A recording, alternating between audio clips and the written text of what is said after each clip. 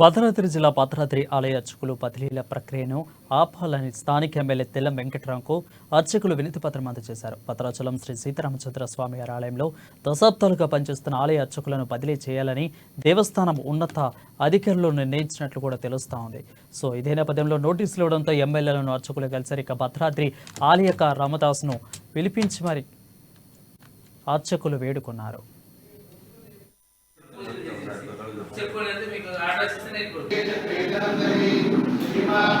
కూడా బదిలీలు చేయాలి అనేటువంటిది ఒక ప్రపోజల్ వచ్చింది.